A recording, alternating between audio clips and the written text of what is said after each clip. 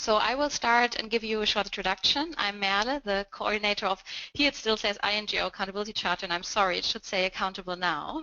And I will give you a brief input of what's going to come, a short introduction of our new branding identity, and some of the few examples we have already collected on fundraising with Accountable Now.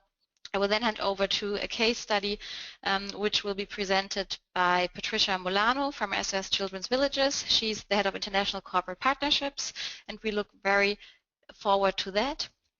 And then we will have some fewer inputs.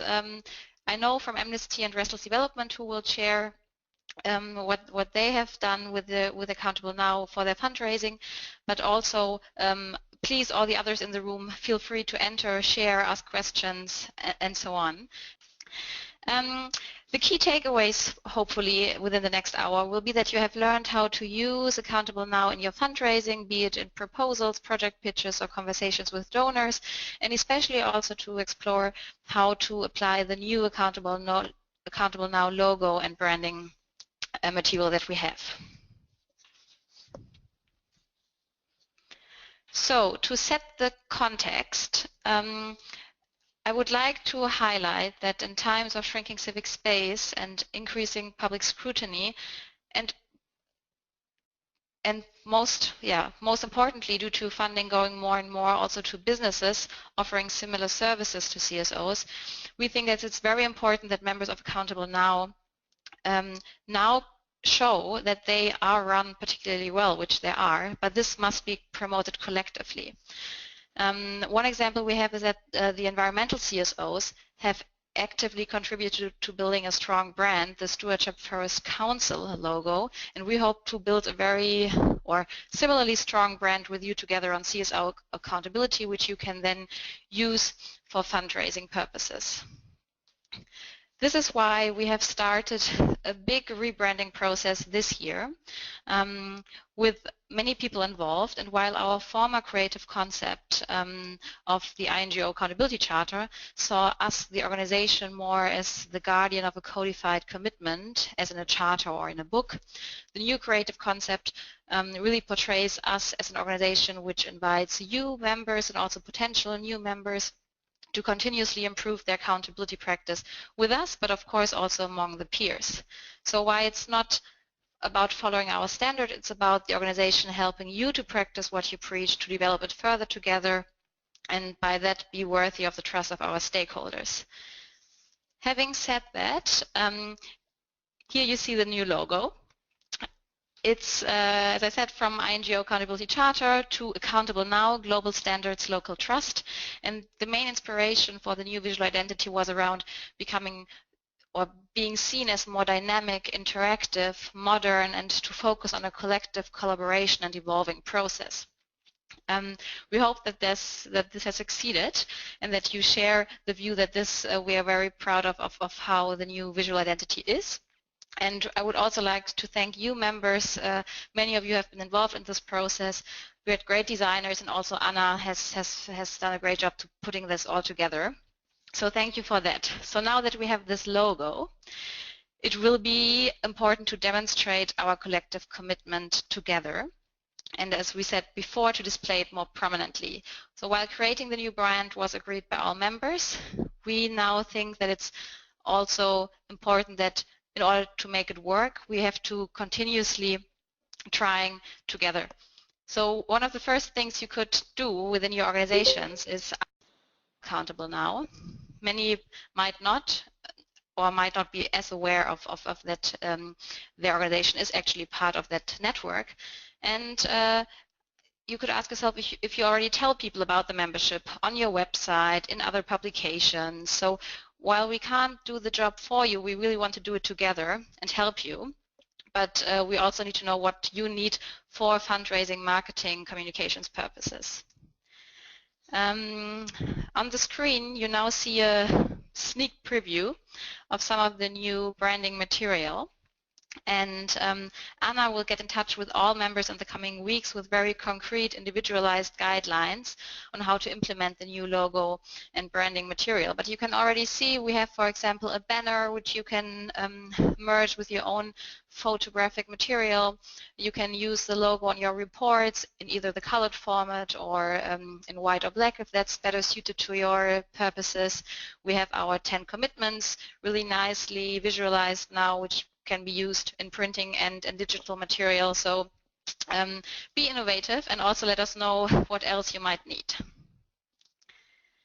Because we think that Accountable Now and the members demonstrate great transparency and accountability to partners and donors who demand exactly that. So, and to be honest, what we hear quite often is that many of the members actually, or of the organizations, become members because they want to show that they are a credible organization also towards funders.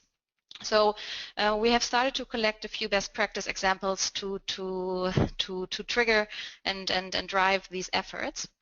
And so we succeeded in finding a few cases where members had used Accountable Now to underpin their reputation, to secure greater recognition from donors, and in some cases even grants. And I would like to share a few examples with you now before I hand over to the experts in the room, because I can only share with you what I've heard from our members, but it won't be my own experience, obviously. So the International Civil Society Center, who is the host of Accountable Now, they have actually used this hosting agreement in their due diligence and questionnaire for the Open Society Foundations recently with the application, which has been successful, and they made quite obviously the connection of their effectiveness by hosting a network for effective, accountable, and transparent organizations. Thinking about accountability and fundraising more in broader terms as marketing also, I would like to point to an example from Educu, which is a children's rights organization situated in Spain.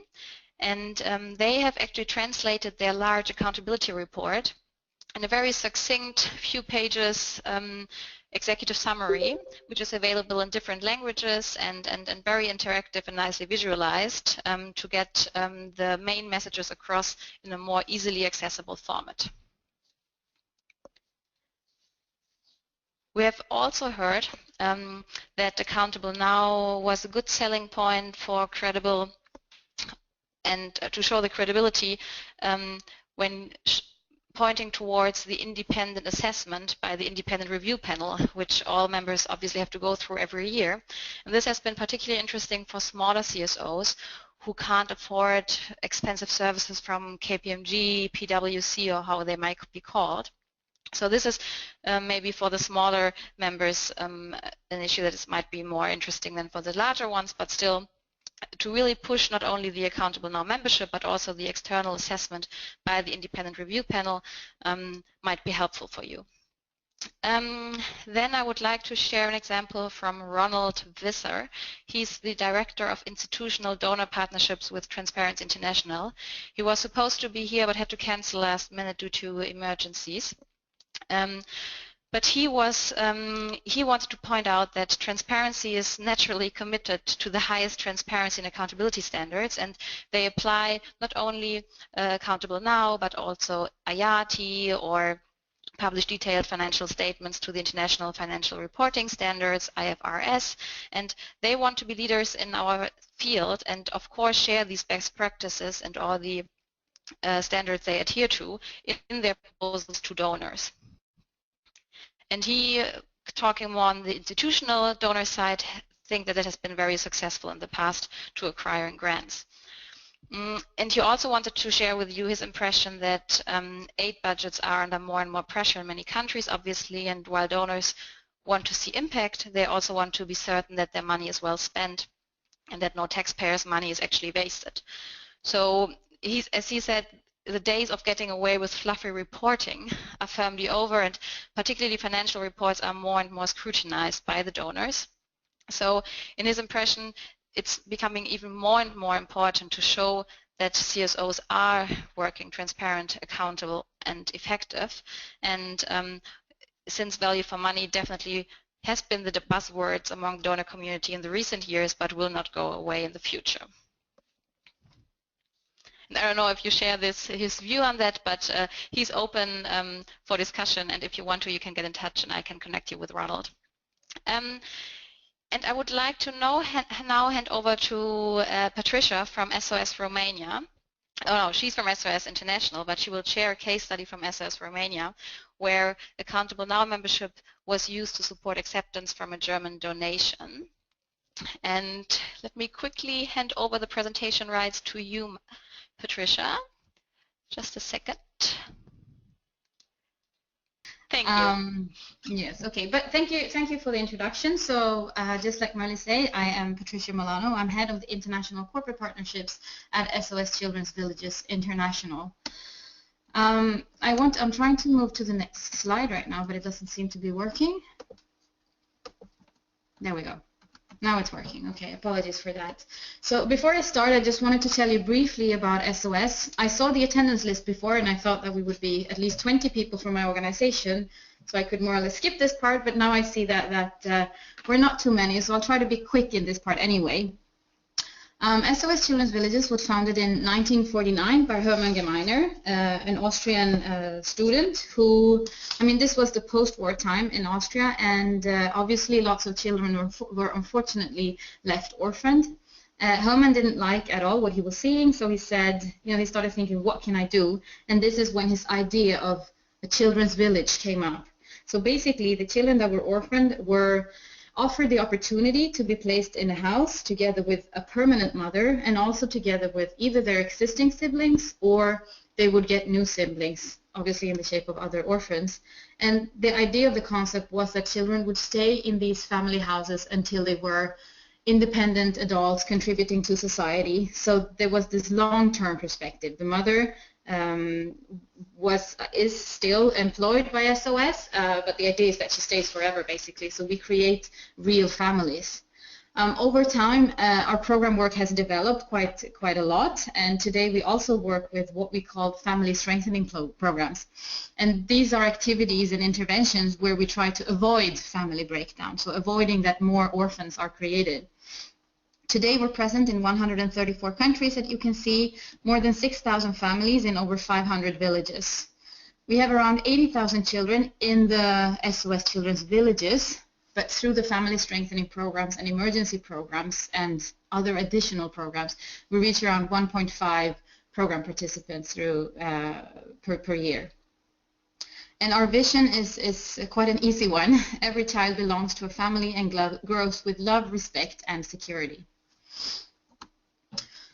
So the example, I'm coming back now to, I'm not going to say INGO anymore, I'm going to say Accountable Now, is this global partnership with Allianz. So Allianz discussion started in Romania, but today we have a global partnership, and this is also where our membership did play a decisive role.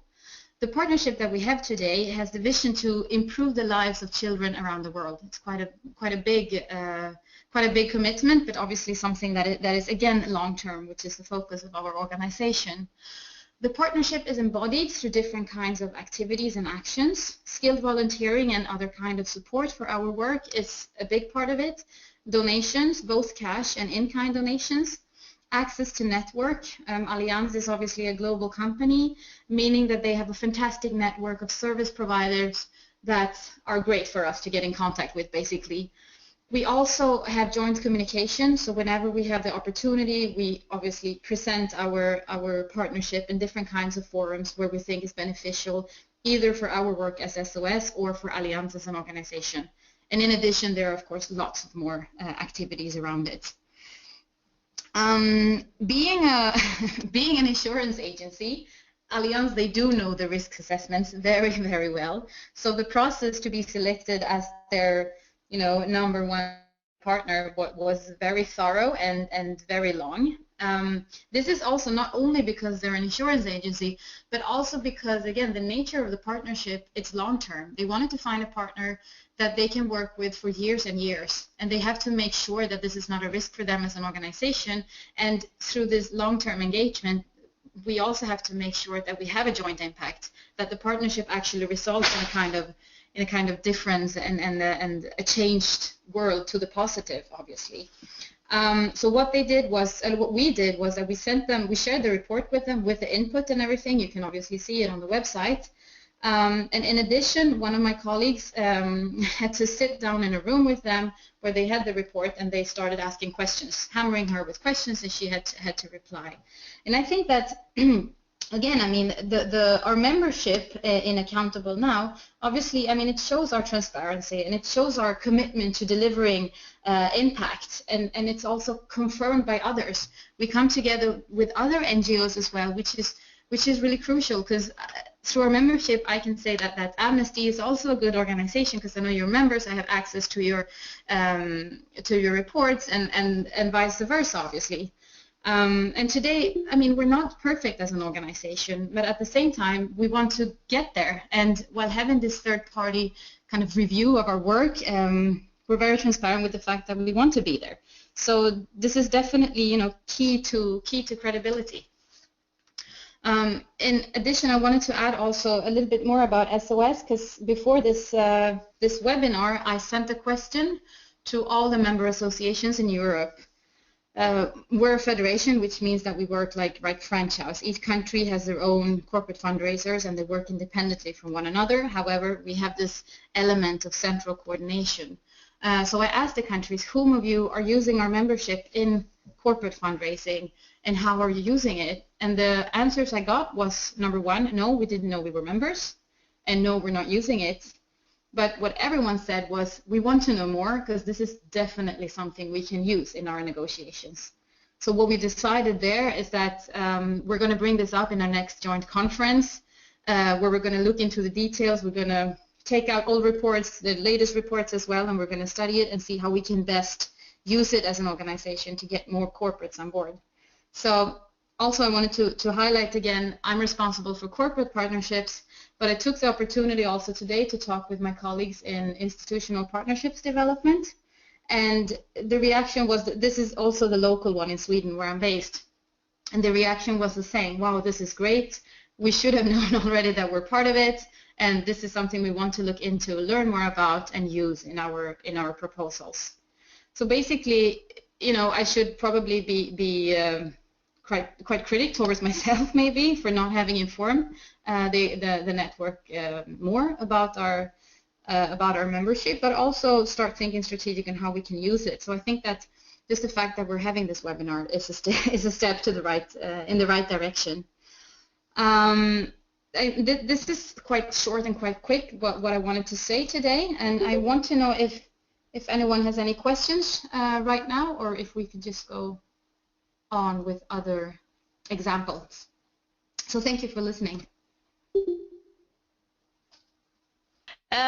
But if there isn't any immediate reaction, I would like to ask Nicola from Amnesty International to come in to share how they have been using Accountable Now so far, or how they might be using it in the future. So the floor is yours, and I'll put on the slide, Nicola. Brilliant. Thanks, Merle. I hope you can hear me. And yes. Apologies for not having a very swanky presentation like Patricia did. I feel slightly ashamed now. So my name is Nicola Barrett. I'm the Global Trust and Foundations Relationship Manager at the International Secretariat for Amnesty. And just listening to what Patricia was saying, I think we're possibly slightly in that same place of maybe our colleagues within sections and maybe more widely in the IS aren't as aware of this as they possibly could be, and we probably need to do something about that. But I think from our perspective, so my role is to fundraise from the big global trusts and foundations, so the likes of the Ford Foundation, Open Society Foundations, Oak, and so on. So the Accountable Now membership for us is really useful in that context when we're doing the sort of due diligence side of things, like Patricia was saying with the corporates. Amnesty obviously is quite a big name. We're quite well known. We have quite a good reputation. But I think the real value of the Accountable Now standard is that actually this is someone else saying it. It's not just us going, oh, look at us, how brilliant we are. It's actually external validation of the fact that we hold ourselves up to a lot of the standards that we then expect governments and others to comply with, and we get quite angry if they don't. So I think it's really useful from that perspective when we're supporting those large-scale applications and pieces of work that we really have someone else saying, actually, these are the standards that that Amnesty holds itself to, and here's the proof that we are doing what we say we're doing. We also use some of the information that colleagues collate for the accountability report is really useful for us in the proposals and in the reports that we have to give to those donors. Trying to find some of that information across an organisation that is now completely global, and we have regional offices in 14 different places around the world. Trying to collect some of that information from a fundraising perspective is sometimes quite complex. So the fact that it is all collected and validified and verified in one place in the report is also enormously helpful for us.